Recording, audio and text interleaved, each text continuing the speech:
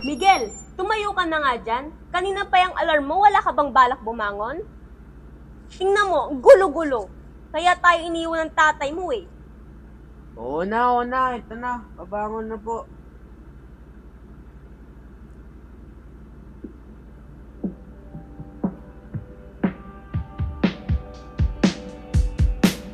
Wala naman akong nais banggitin. Di pag-uusapan lahat na nangyayari sa atin. Pagkatapos ako lamunin at suyuin ang panahon. Pati sa panaginip di man lang uminahon. Sadyang gusto ko lang naman tanungin ang iyong mata na madalas nagsisinungaling. Ang galing parang kahapon na mahal mo ako. Hindi inaasahan ganito ka magbabago. Pero kahit ganito, naiisip mo malaman ko. Kasi kahit saan magpunta, hinahanap ko ang iyong mukha. At pagka biglang magkita pa tayo sa QC, sa UP, sa kalsada ng BGC. Uy, pre. Minsan na pala kayo eh. Oo. Hindi na pa, tagal mo eh. Siguro binungahan ka na naman ni tita, no? Kaya late ka. Ay, nako. Lagi naman ganun eh. Alam mo naman. Miguel, umigas ka nga. Sagapal ka sa pamilya na to ah. Sana ako na lang umalis, Miguel. Miguel! 1 Corinthians chapter 16, verse 13 to 14. Be alert, stand firm in the faith, be brave, be strong. Do all your work in prayer. Bayan, ingay ha. Sa library, paka-ingay. Ang kulit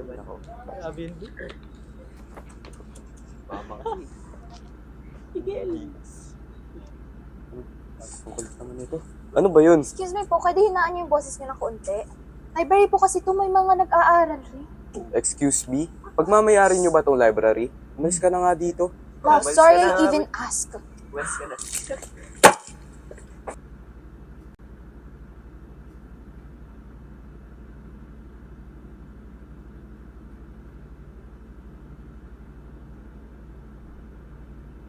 Ikaw na naman. Bakit maandito ka? Dito ka nagde-devotion eh. Sama ka? Wala nang oras for stupid stuff like that. Tigilan mo ako, Beatrice.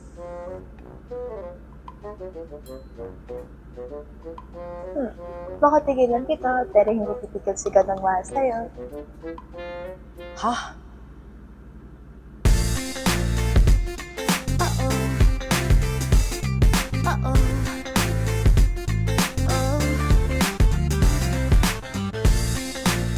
Ba't lagi kang nasar ni Bea? Ewan ko sa kanya, pre. Gusto niya akong palapit sa Diyos eh. It's so stupid. Sorry pre, ikaw lang. Special ka ba? Oo nga pre, siguro crush ka ni Bia. Bea kasi, di Bia. Kinurig. Siguro crush ko rin. Yeah. Sinabi ko lang naman na Bea at hindi Bia.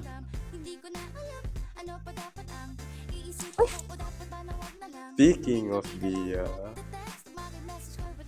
Ay, pala yan? Sakto! Si Church na ako, sama kayo? Uy, tara church. Tara church. Tara church. Ayoko nga! Paulit-ulit ka naman eh. Sabing ayaw nga. Huwag ka nang magrama.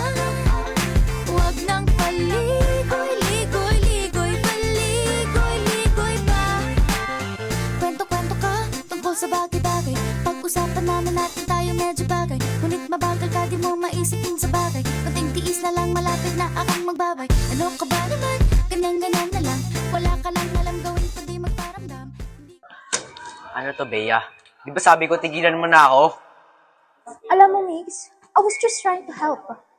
I feel it talaga. That's God's telling me na kinakailangan mo siya. Huwag ka na makialam. Tigilan mo na ako.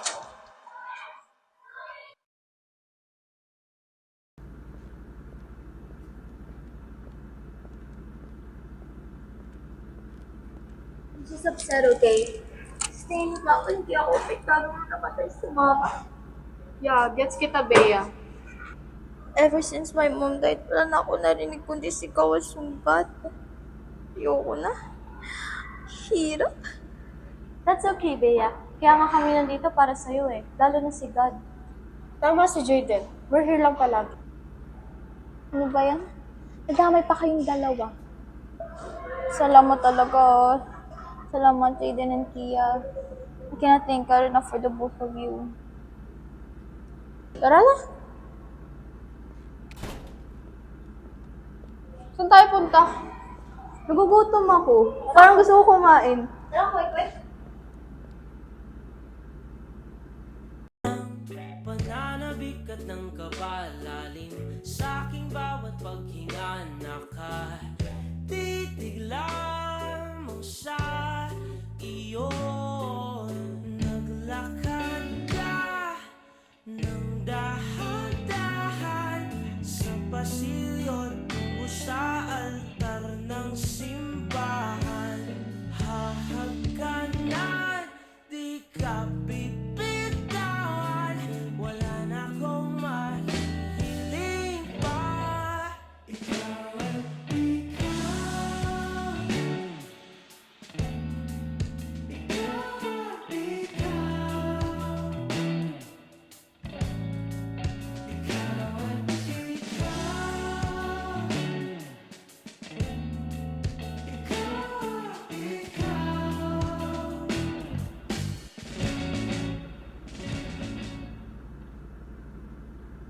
Oy pre, last pasada na natin to. Kailangan ko na umuwi. Ako rin eh. Kanina ka pa patanglay ah. Siguro iniisip mo si Bea. Yeah. Pero, hindi ba weird coincidence na gusto niya akong tulungan? Tapos malalaman ko rin pala na same situation namin sa bahay.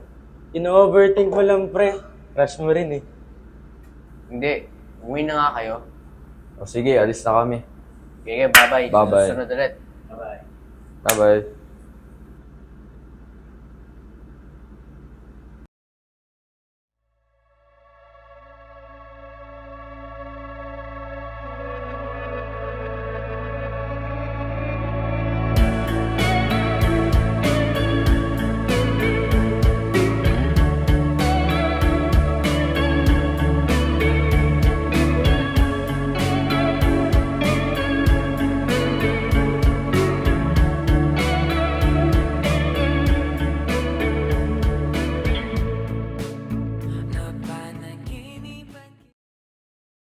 Bea, una na kami ha. May gagawin pa kasi kami. Sige. Maglilinis muna kasi ako ng classroom. Sige, bye. Bye.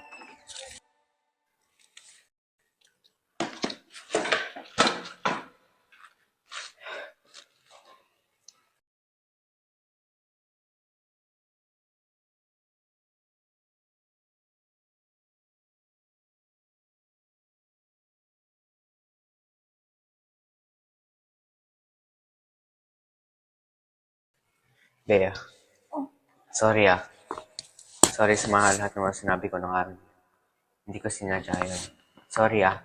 Yun. Okay lang naman yung mix. I'm not mad naman. Tsaka, di rin naman kita mapipilit eh. Hindi yun okay, Bea. Babawi ako sa'yo. Paano? Picnic tayo? Wow, sige, sure. O sige. Sige, thank you. Ingat Uuna ka. na din ako. Sige, O, bye-bye. sige, ingat ka. Bye-bye.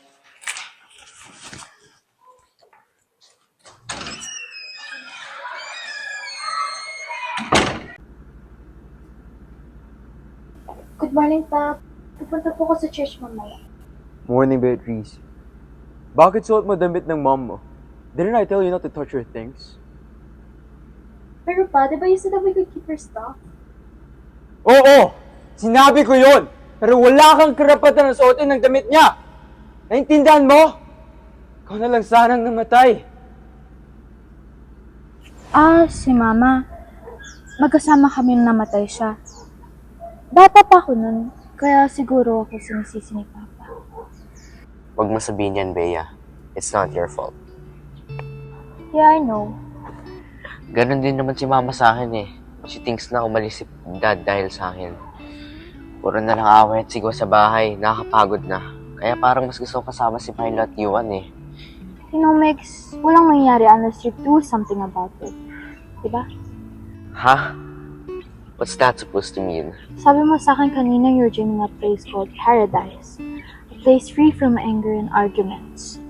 Ganyan din ako dati, Megs. And I promise you, God has the peace and paradise na dati mo pang hinahanap. Sige na nga, I'll give him a chance. What? Nothing.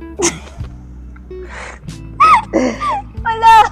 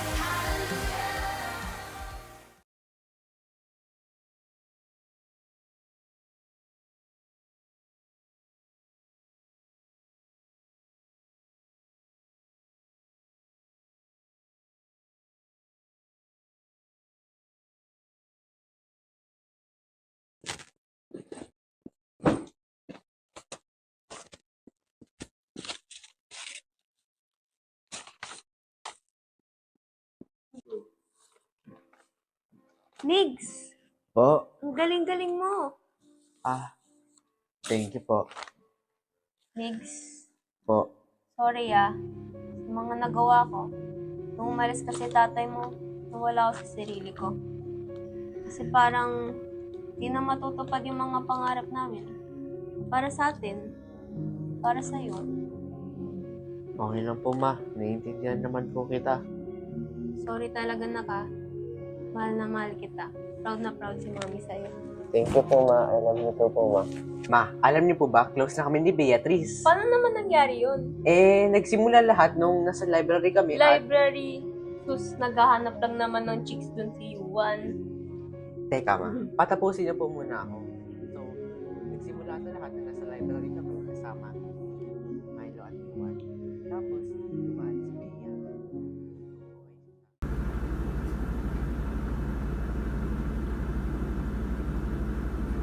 Wah, ang ganda! Oo nga eh. Ganda nga eh. Bea. Bea. Alam mo, di siguro tayo naging close kung di tayo nagkita sa library. Correction, hindi tayo magiging close kung hindi ko nakingay nun. At sugod mo pa rin ah. La! Bea. Pero, thank you ah. For what next? Para sa lahat kasi napalapit mo kay Lord eh. You know, Mex, that's all God's work. Pero, thank you rin for everything. You know what, Bea? I'm so grateful for you. Me too, Mex. I promise I'll stay by your side, Bea. From this time onwards, hereafter. Kung maging akin ka, ikaw ay liligaya. Kung maging akin ka, wala nang hanapin pang iba. Mamahalin kita ng lubos. Kung maging akin ka, pagkatakot puso'y Kaya alay sa'yo, tanggapin mo sana